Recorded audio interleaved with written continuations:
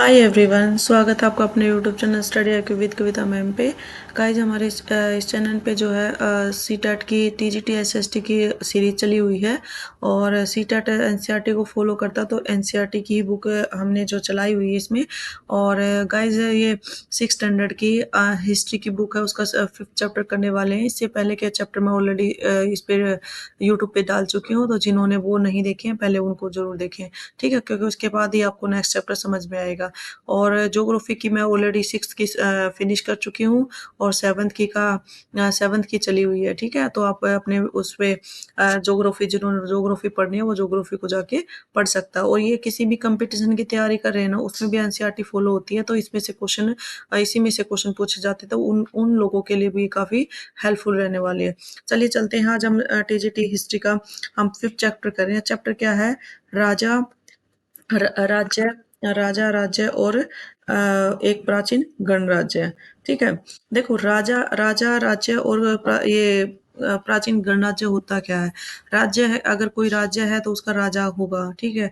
जैसे आजकल हमारी जो हमारा इसमें भारत में क्या है, डेमोक्रेटिक है, तो आप राजा तो नहीं कह सकते, पर देखो अब रूल कौन बनाता है? कॉन्स्टिट्यूशन में रूल बनते हैं, ठीक है, जितने भी लॉज वगैरह होते हैं। और जैसे प्राइम मिनिस्टर है, प्रेसिडेंट है, और जैसे काफ़ी उसमें आप अरेबियन कंट्री में जाएंगे तो वहाँ पे किसी एक सिटी का एक ही राजा होगा, यानी उसी के रूल फॉलो किए जाएंगे, वही रूल बनाएगा। और वहाँ पे क्या होता है कि उसका बेटा आगे क्या होगा, वहाँ पे कोई इस तरह के इलेक्शन वगैरह नहीं होते। वहाँ पे उसका बेटा ही उसका जो है आगे रूल करने वाला है, ठीक है। तो अब हम बात करते हैं, यहाँ पर एक स्टोरी दी हुई है कि एक बच्चा है 6 स्टैंडर्ड का, वो मतलब उसके मन में क्वेश्चन है, उसके जो ये होते हैं ना दादा-दादी या नाना-नानी, वे वहाँ पर वे वोट देने के लिए जाते हैं, ठीक है। वोट देने के जाते हैं तो बच्चों को एक होता है ना कि क्वेश्चन की काफ़ी जिज्ञासा होती है उनको प्रश्न पूछने की। तो उसके मन में एक क्वेश्चन आता है कि भई ये मतलब वोट देने क्यों जा रहे हैं? क्या मतलब क्या होते हैं वोट देना? तो उसके नाना-नानी उसको समझाते हैं कि बेटा आज हम है ना अपने राजा का यानी अपने शासक का चुनाव करने जा रहे हैं। तो ये उसी के बारे में बात कर रहा है, ठीक है? इसको पढ़ लेना आप, बस ये मैंने वैसे शॉर्टकट में बता दिया कि इसके बच्चों के ये एक्चुअल में ना बच्चों को जैसे बच्चे होते हैं ना कि क्वेश्चनिंग ज़्यादा होती है उनके अंदर, जिज्ञासाएँ ज़्यादा होती हैं प्रश्न पूछने की। तो उसके लिए ये एक इंटरेस्ट डेवलप करने के लिए क्या कर रखा है इन्होंने कि चैप्टर में जो है इंटरेस्ट आए कि क्या-क्या है। तो ये स्टोरी एक तरह से मतलब हर चैप्टर में स्टोरीज़ दी हुई है, ठीक है। अब आप करते हैं कुछ लोग शासक कैसे बने, यानी शासक जो पहले रूल करते थे वो कैसे बने थे। अगर हम बात करते हैं 50 वर्षों से हम अपने शासकों का चुनाव मतदान के ज़रिए करते आ रहे। की बात यहाँ पर कर रहा है, जैसे प्राइम मिनिस्टर आपका। प्रेज़िडेंट तो इनडायरेक्टली होता है, उसमें जनता का कोई रोल नहीं होता। बट अगर उसकी प्राइम मिनिस्टर की बात करें, इसकी सीएम यानी चीफ मिनिस्टर की बात करते हैं, मुख्यमंत्री की बात करते हैं, तो उसका चुनाव कहाँ से होता है? जनता के ज़रिए होता है, ठीक है? जो जनता चुनती है या वोट वगैरह दे के आती है, तो अपने उसका जनता जो है उसको चुनाव करती है। 3000 साल पहले कुछ लोग बड़े-बड़े यज्ञों को आयोजित कर राजा के रूप में प्रतिष्ठित होते थे। ये क्या कह रहा है, 3000 साल पहले की बात कर रहा है, ठीक है? कि वो कैसे-कैसे अपने राजा चुने जाते थे। अश्वमेध यज्ञ एक ऐसा ही आयोजन था। अश्वमेध यज्ञ आपको पता ही है वो किसने करवाया था? ये राम ने करवाया था अश्वमेध यज्ञ, ठीक है? और उसमें जैसे घोड़ा छोड़ा जाता था राजा के थ्रू, और वो घोड़ा जहाँ तक वो घोड़ा जाता था ना, और अगर जहाँ तक घोड़ा सपोज़ करो यहाँ से वो अश्वमेध यज्ञ होता है। यहाँ से लेके ये घोड़ा यहाँ से मतलब इसके अंडर में जितने भी राज्य आते थे ना, यहाँ पर जाकर किसी ने पकड़ लिया तो ये जितने भी राज्य आते थे, ये जो अश्वमेध यज्ञ करा रहा है तो उसके लिए उसके ये राज्य मतलब उसके राज्य हो जाते थे ये, ठीक है? यानी उसका अधिकार हो जाता था। तो ये जो घोड़ा उसको पकड़ता था, तो वो क्या करता था, उसको युद्ध लड़ना पड़ता था। सपोज़ करो यहाँ पर किसी दूसरे राजा ने उसको पकड़ लिया उसके घोड़े को, अगर नहीं पकड़ता तो यहाँ तक उसका राज्य हो जाता था। अगर किसी ने ये घोड़ा पकड़ लिया तो उसको इससे क्या करना पड़ता था, युद्ध करना पड़ता था। क्या करना पड़ता था?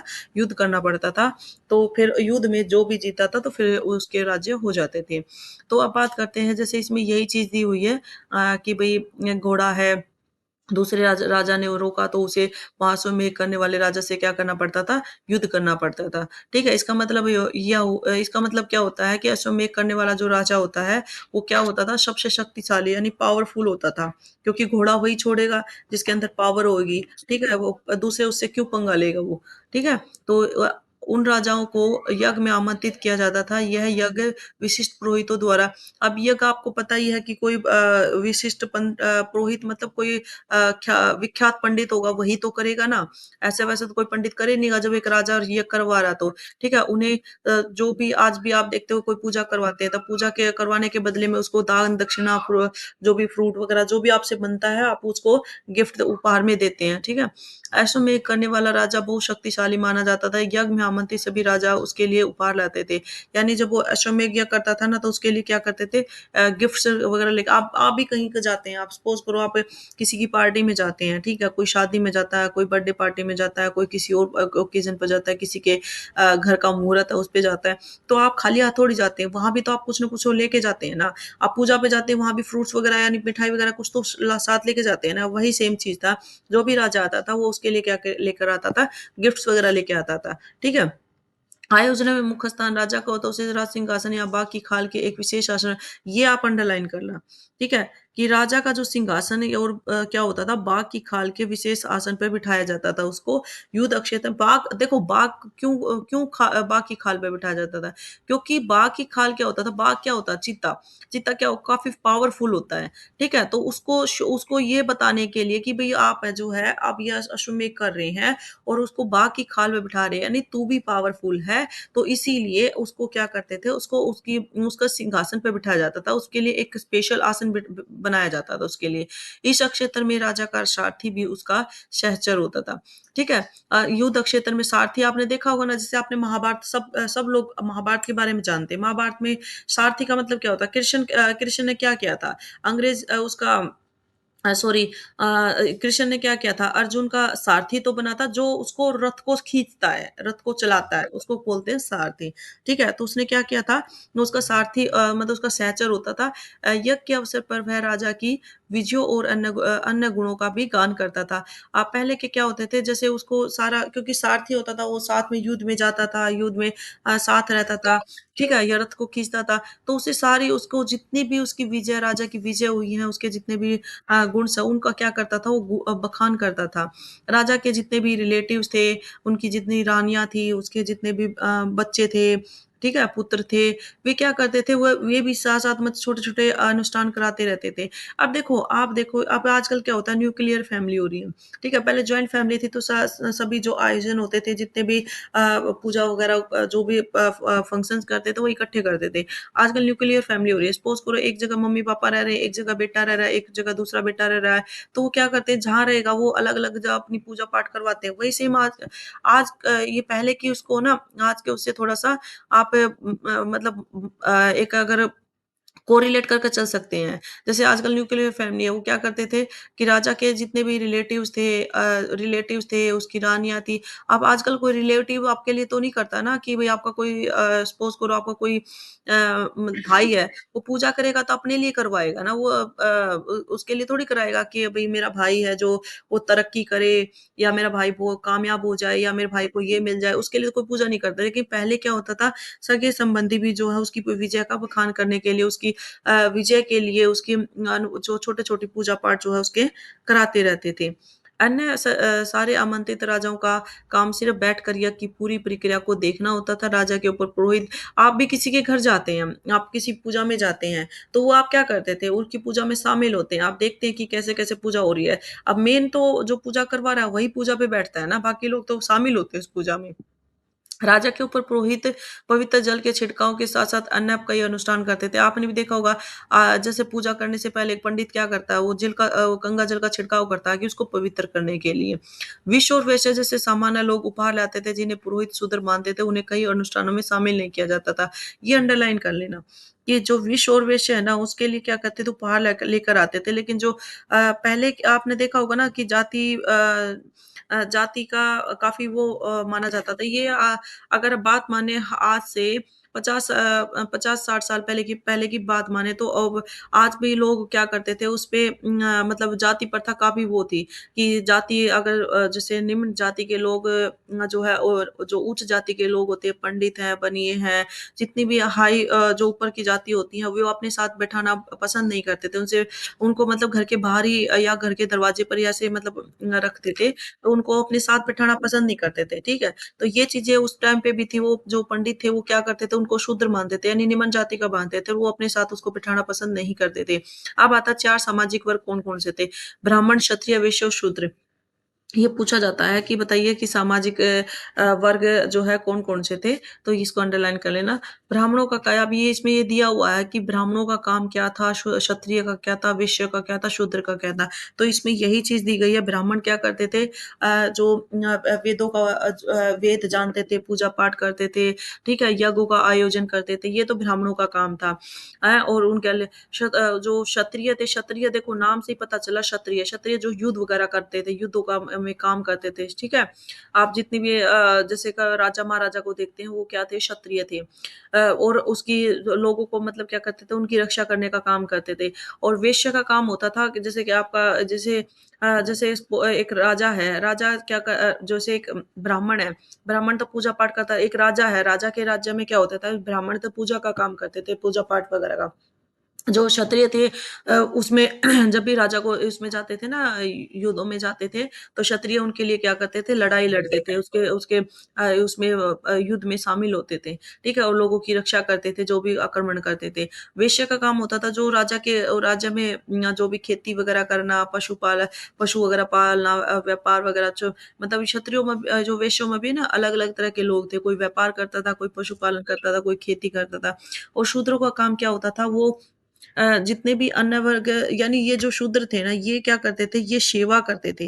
ये क्या करते थे, सेवा करते थे। जैसे आपने देखा होगा ना पहले के दास-दासी जैसे होते थे, ठीक है? तो वो क्या करते थे, ये इन लोगों की तीनों की जो थे ब्राह्मण, क्षत्रिय, वैश्य इनकी क्या करते थे, वो सेवा करते थे, ठीक है? एक क्वेश्चन पूछा जाता है कि जो चित्रित धूसर पात्र क्या होता है? ठीक है? चित्रित धूसर पात्र पूछते हैं ये क्या होता है? ठीक है? ये होता है कि जैसे थाल या कटोरियाँ होती थी ना, जैसे आपने देखा होगा पहले की जितने भी बर्तन देखना कभी आपके घर में कोई पुराना बर्तन रखा हो, तो उसमें डिज़ाइन्स होते थे। आजकल तो इतना नहीं है, पहले उसपे डिज़ाइन्स होते थे, उसी को बोलते थे कि जो डिज़ाइन्स वगैरह किए जाते थे ना बर्तनों पे और ये बहुत सुंदर लगते थे, ठीक है? और ये ना एक पतली-सी उससे बनाया जाता था, पतली-सी एक मतलब परत होती थी और ये बहुत सुंदर और बिल्कुल उसमें दिखते थे, शाइनिंग होते थे, ठीक है? इसका इसका प्रयोग खास मौकों पर ही किया जाता था महत्वपूर्ण जैसे इसका क्या है था कि मेन टाइम पे जैसे होता था ना कि आज भी आपने देखा होगा कि जैसे आपके घर में कोई गेस्ट आता है तो आप रूटीन में जिसमें बर्तन में खाना खाते हैं तो आपके गेस्ट के लिए वो बर्तन यूज नहीं करते वो क्या करते हैं जैसे आजकल तो डिनर सेट इस तरह का कोई बर्तन चले हुए हैं आप डिनर सेट में डेली खाना थोड़ी खाते हैं या डेली डिनर सेट जैसे कोई आपके गेस्ट वगैरह आए हैं कोई बहुत ही अच्छे वाले गेस्ट आए हैं फ्रेंड्स हुए हैं तो उनके लिए आप क्या करते हैं, कोई एक स्पेशल बर्तन यानी डिनर सेट निकालते हैं, तो वही सेम चीज़ उस टाइम पे होता था, ठीक है? नेक्स्ट आता है जनपद, जनपद क्या होता है? इससे क्वेश्चन पूछा जाता है कि जनपद क्या होता है? जनपद होता है कि जब ये जो राजा थे ना जो वहाँ बड़े-बड़े यज्ञ करते थे, बड़े-बड़े करते थे तो उसमें क्या होता था कि उनके जो राजा ना होकर मतलब वहाँ पे जितने भी जनता थी ना, जनता ना होकर वो जनपदों के मतलब राजा माने जाते थे। जैसे ये आप देख सकते हैं जैसे महायज्ञों करने वाला राजा अब जन के राजा न होकर जनपदों के राजा माने जाते थे। यानी जब वो महायज्ञ कर लेते थे उसके बाद क्या करते थे वो जनपद के राजा होते थे, एक राजा नहीं होता था मतलब जन और जनता की जो जन का जो जनपद एक बहुत सारे लोगों का एक वो बन जाता था, ठीक है? अब मतलब जन मतलब जनता, ठीक है? और पद मतलब जहाँ पे बसने की का एक एरिया होता है, तो उसको बोलते हैं जनपद, ठीक है? तो जनपद का अर्थ है जनता के मतलब जनता के बसने की जो जनता जहाँ पर रहती है उसको बोलते हैं जनपद, ठीक है? अब आता है पुरातत्वविदों ने इन जनपदों की कई बस्तियां खुदवाई थी जिसमें दिल्ली में पुराना किला, उत्तर में मेरठ के पास हस्तिनापुर, एटा के पास अंतरीखेड़ा इनमें प्रमुख है। खुदाई से पता चलता है कि लोग झोपड़ियों में रहते थे, मवेशी और अन्य जानवरों को पालते थे। ये वाला क्वेश्चन पूछा जाता है। ये जो क्वेश्चन मैं इससे पहले के चैप्टर में भी जो है अंडरलाइन करवा चुकी हूँ कि ये क्वेश्चन बहुत पूछा जाता है और सेम एज इट इज ही पूछा जाता है। इसमें यही फसलें यूज होती हैं और इन्हीं को पूछा जाता है। ठीक है, तो आप इसको अंडरलाइन कर लेना कि जनपद होता क्या है। उसको पूछेगा जनपद का अर्थ बताइए। जन मतलब जनता और पद मतलब उसके जो बसने की जगह होती है, उसको जनपद कहते हैं। ठीक है। और जो राजा होता था ना, वो जनपदों का वो क्या करता था, जनपद का राजा माना जाता था। ठीक है, अब आता है कि लोग मिट्टी के बर्तन भी बनाते थे। इसमें धूसर और कुछ लाल रंग के जो लाल रंग के होते थे। इन पुरास्थलों में कुछ विशेष प्रकार के बर्तन मिले जिसे चितरी धूसर पात्र के रूप में माना जाता है। ठीक है, ये बर्तनों पर जो कलाकारी की जाती थी उसे चितरी धूसर पात्र कहते हैं। ये मैं उसमें बता चुकी हूँ। ठीक है, इसका मीनिंग ही यही है। जैसे ये चितरी दूषक जैसे आपने बर्तन देखे हैं, मिट्टी के बर्तन देखे हैं। मिट्टी के बर्तनों पे आपने जो मटके वगैरह देखते हैं, उसपे लाल कलर करके और उसपे जो चित्रकारी की जाती है, ठीक है? उसको उस तरह के होते हैं ये। हाँ, नेक्स्ट आता है महाजनपद। महाजनपद, वो क्या बात कर रहा था, जनपद। महा मतलब बड़ा, ठीक है? ये क्या था, 250 साल मतलब जो 2500 साल पहले की बात कर रहा है कि इनमें महाजनपद भी होते थे। और महाजनपद क्या करते थे कि अधिकतर जनपदों की एक मतलब राजधानी होती थी। आप राजा महाराजाओं की जितनी भी आपने हिस्ट्री में पढ़ी है, ये क्या करते थे, राजधानियों की किलेबंदी की गई थी और इनके चारों ओर लकड़ी, ईंट, पत्थर की ऊंची दीवारें बनाई गई थी। ये विशेषताओं में पूछता है। ठीक है, ये किस में पूछता है, ये विशेषताओं में पूछता है। भई वो जो उसकी जो वो किलेबंदी करते थे और इनके चारों ओर लकड़ी और ईंट और पत्थर की ऊंची दीवारें बनाते थे, क्या सही है? मतलब ये उसकी विशेषताएं पूछते हैं कि महाजनपद जो थे उनकी क्या वो एक राजधानी होती थी। ठीक है, तो इस तरह के क्वेश्चन ये पुट करता है कुछ इसमें एग्जाम में। लोगों ने अन्य राजाओं के आक्रमण के डर से अपनी सुरक्षा के लिए इन किलों का निर्माण किया था। ये क्वेश्चन वो क्या करेगा कि भई वो पूछेगा, बताइए महाजनपदों की मतलब वे अपने यहाँ पर जो है किलेबंदी क्यों करवाते थे? ठीक है? क्वेश्चन पूछते हैं कि वो अपने जो महाजनपद थे, वो अपने उसकी राज्य की जो है कि राज्य के चारों तरफ किलेबंदी क्यों करवाते थे? इस तरह का क्वेश्चन पुट करता है। तो आपको क्या करना पड़ेगा कि वो क्या करते थे, लोगों ने अन्य राजाओं के डर से सुरक्षा के लिए अपने जो है किलों का निर्माण करवाया था। क्वेश्चन इसी में से पुट करता है। क्वेश्चन कहाँ से पुट करता है? क्वेश्चन क्या करता है, वो यहाँ से पुट करता है, ठीक है? कि वो राजा जो महाजनपद थे वो अपने किलों की किलेबंदी अपने राजाओं की राजधानियाँ जो थी उनकी किलेबंदी क्यों करवाते थे, जितनी भी राजधानियाँ होती थी, ठीक है? और वो आंसर भी इसी में से होता है कि वे क्या वे मतलब आक्रमण के डर से करवाते थे या फिर वे अपनी उसकी जो है सुरक्षा चाहते थे या फिर वो इस तरह से जो है वो क्वेश्चन पुट करता है वो, ठीक है? तो आपको ध्यान रखना है। कुछ राजा अपनी राजधानी के चारों ओर विशाल ऊँची दीवारें ऊँची और प्रभावशाली दीवार खड़ी कर अपनी समृद्धि और शक्ति का भी प्रदर्शन करते थे। ठीक है? तो आप ये वेरी इंपॉर्टेंट है तो इसको अंडरलाइन कर लीजिए कि भई इसी में से क्वेश्चन उठाता है और इसमें से आया हुआ भी है। इस तरह से किले के अंदर रहने वाले लोगों और उस क्षेत्र पर नियंत्रण रखना भी सरल हो जाता था। अगर कोई बाहरी आप उस पे आक्रमण नहीं करेगा, ऊँची-ऊँची दीवारें आपने देखा होगा आप यहाँ पर आप राजस्थान में जयपुर, उदयपुर वगैरह गए होंगे, वहाँ पे देखा होगा जितने भी जो महल है, जो ये बने हुए हैं। अब तो ख़ैर वो एक होटल का वो रूप ले लिया, वहाँ लोग जाते हैं घूमने-फिरने के लिए वो काफ़ी ऊँची-ऊँची दीवारें हैं। वो ऊँची दीवारें इसीलिए थी कि कोई भी आक्रमण जो है उस पे कर ना सके और जितने भी उसके अंदर रहते हैं, तो वो क्या करते थे उससे मतलब उस पे अच्छे से जो है अपने अधिकार जो है उन पे रहता था। ठीक है? इस तरह की विशाल दीवार बनाने के लिए व्यापक योजना यानी वो प्लानिंग से करते थे। आज भी आपने देखा होगा ना कोई भी काम करते हैं तो प्लानिंग से करते हैं, बिना प्लानिंग के कोई काम नहीं होता था।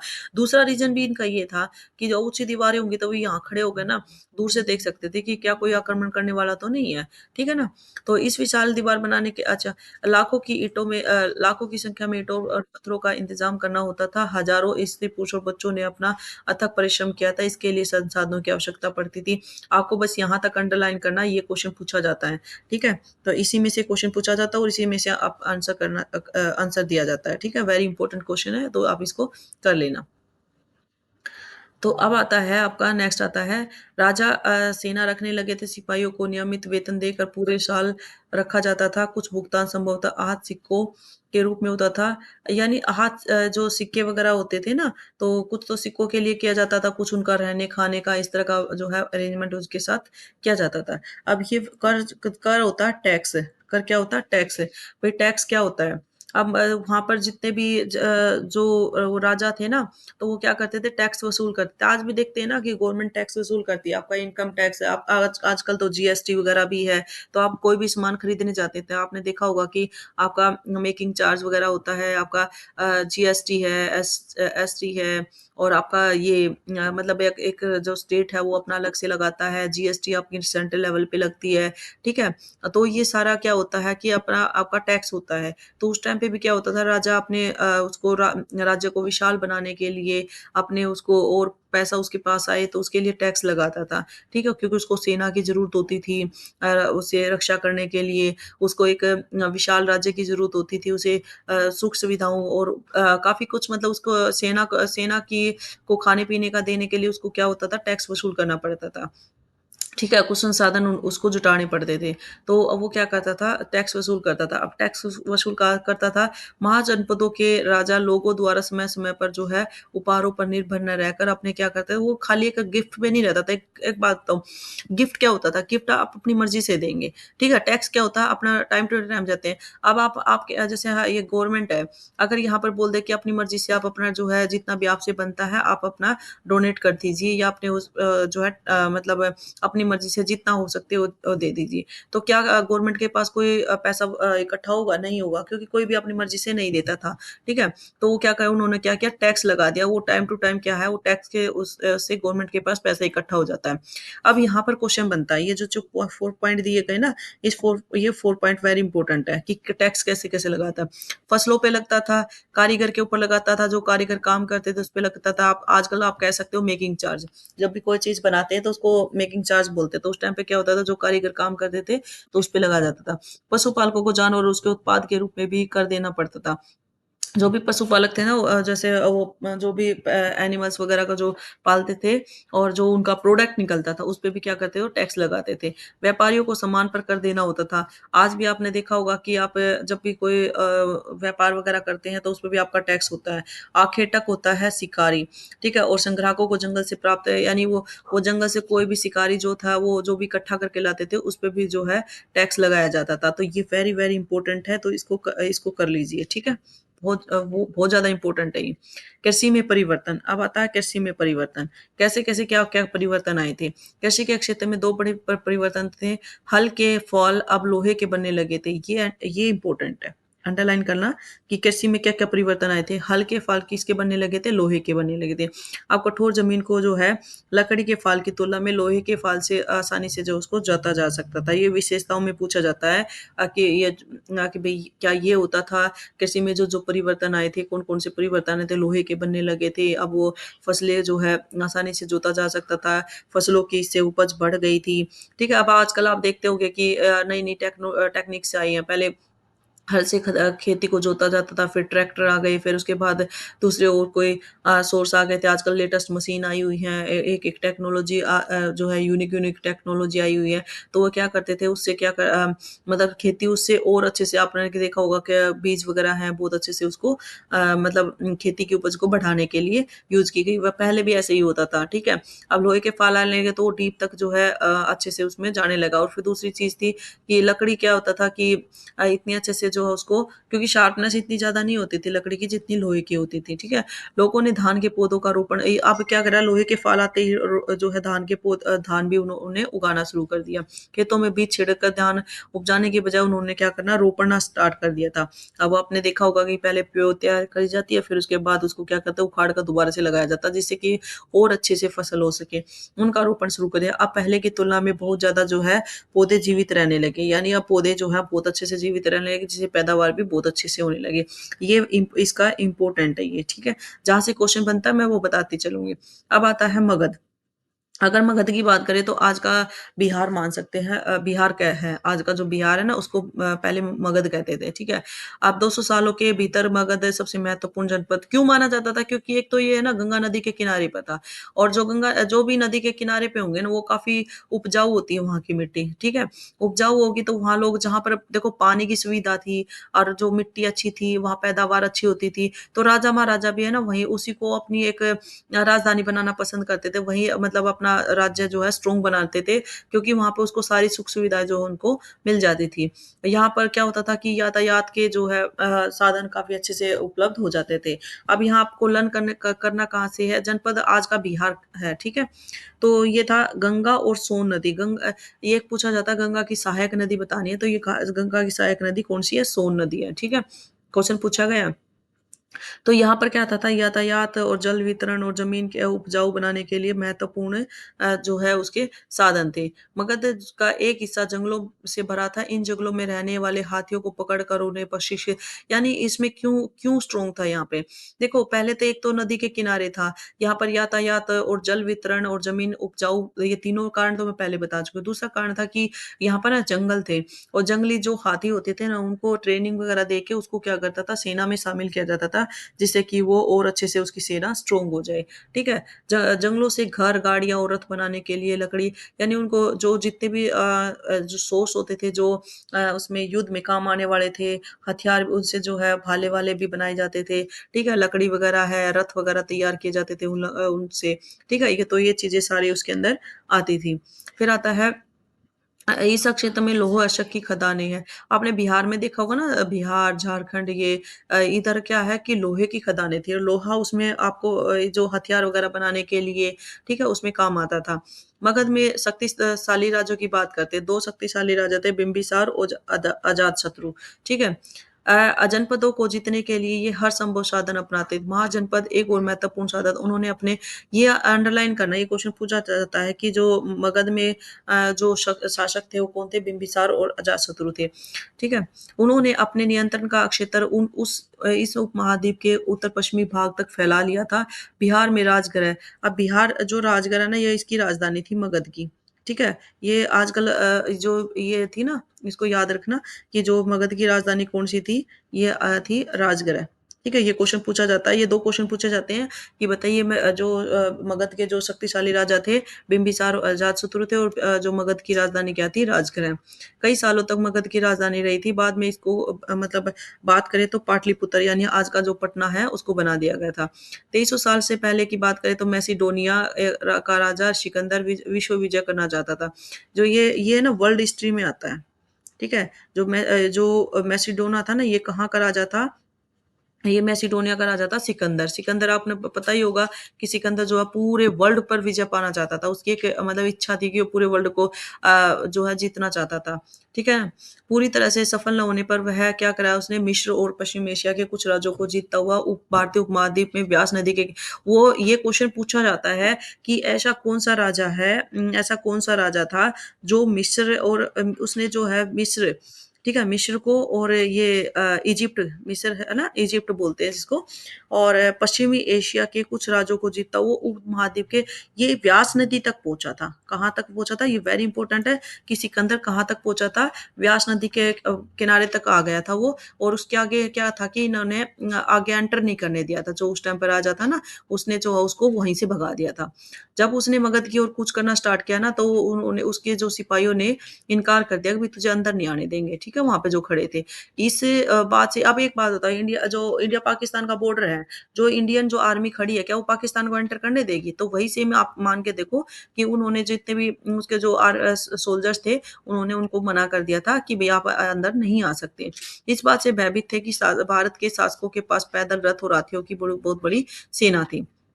ठीक है? क्योंकि उनके पास पैदल और जो हाथी, रथ वगैरह ये सारे क्या थे कि वो सेना थी, इसीलिए वो क्या कर रहा था, व यहाँ तक तो पहुँच गया था वो व्यास नदी तक, लेकिन इसके अंदर एंटर नहीं करने दिया था उसको, क्योंकि मगध का जो राजा था बहुत शक्तिशाली था, ठीक है? तो यहाँ पर आपने एक तो याद रखना है कि जो सिकंदर था ये कहाँ का राजा था? मैसिडोनिया का था, पहला क्वेश्चन। दूसरा क्वेश्चन था उसने विजय प्राप्त करते हुए कौन-सी नदी पर पहुँचा था? तो व्यास नदी पर, ये क्वेश्चन आता है, पूछा जाता है। ये स्टैटिक जीके में भी पूछा जाता है। फिर आता है कि उसने जो विजय प्राप्त की थी वो कहाँ, मतलब पूरे वर्ल्ड पे विजय प्राप्त करना चाहता है, बट वो ना मिस्र और बस पश्चिम एशिया के कुछ राज्यों पर ही अपनी विजय कर पाया था। फिर आता है वज्जी। वज्जी ये ना महाजनपद है, ठीक है? महाजनपद के ये महाजनपद में कौन कौन से राज्य आते हैं ये आपको करना है। वज्जी क्या था? वज्जी मगध का एक शक्तिशाली राजा था, ठीक है? उसके नज़दीक ही वज्जी राज्य है जिसकी राजधानी वैशाली थी। 2 क्वेश्चन याद करना कि एक तो वज्जी है और वज्जी की वैशाली एक राजधानी थी। वज्जी की राजधानी कौन-सी थी? वैशाली। मगध की कौन-सी थी? जैसे अगर मगध की बात करें तो कौन-सी थी? राजगढ़ है, ठीक है? तो इस तरह से याद रखना है। फिर आता है यहाँ एक अलग किस्म की शासन व्यवस्था थी गण और संघ। ये पूछा जाता है कि गण और संघ के जो है कहाँ पर मतलब कहाँ पर होते थे गण और संघ?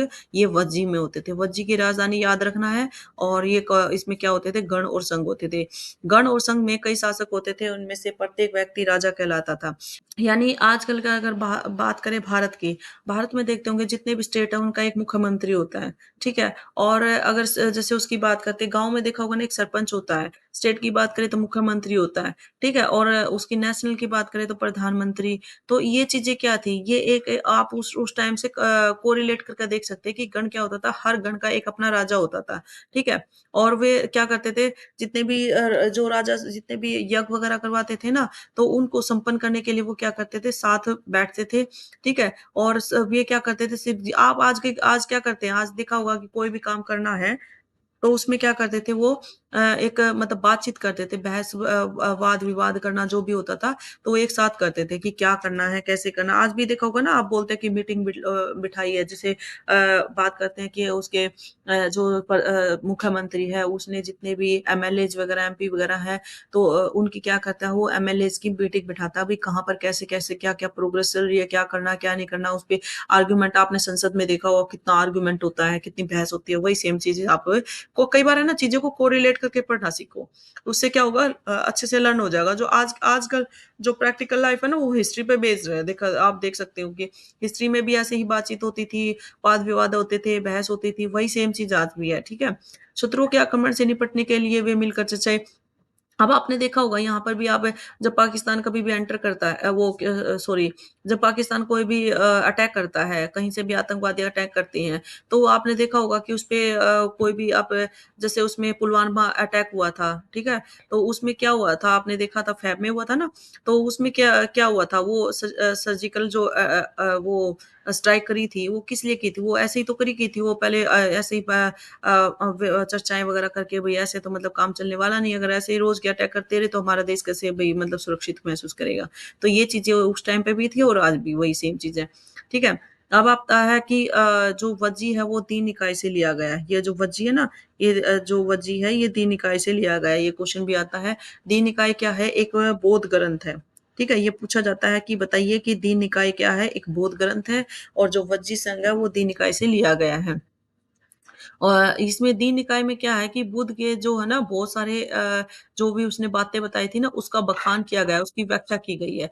ये 2300 साल पहले कब लिखा गया था? ये 2300 साल पहले लिखा गया था, ठीक है? ये अजातशत्रु की है ना ये अजातशत्रु के बारे में बताया गया है कि अजातशत्रु क्या था, क्या नहीं, एक बार रीड आउट ज़रूर कर लीजिए, ठीक है? वे पूर्ण जैसे इसमें दिया गया है अजातशत्रु या वज्जी के बारे में, अजातशत्रु और वज्जी क्या थे, ठीक है? अजातशत्रु वज्जी पर आक्रमण करना चाहते थे और उन्होंने अपने मंत्री वस्कर को बुद्ध के पास सलाह के लिए भेजा था। ये क्वेश्चन पूछा जाता है कि जो अजातशत्रु था, उसने जो बुद्ध के पास किसको भेजा था या किसने वस्कार को किसने बुद्ध के पास सलाह के लिए भेजा था?